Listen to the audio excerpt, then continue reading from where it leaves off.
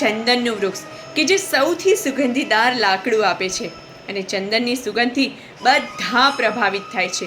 બધાને ચંદનની સુગંધ ખૂબ ગમે છે.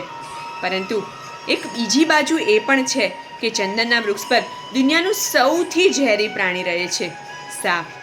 મિત્રો, કહેવાનું તાત્પર્ય એ જ છે કે મીઠું બોલનાર લોકો બધાને ગમતા હોય છે, પરંતુ કડવું બોલનાર લોકો કોઈને નથી ગમતા.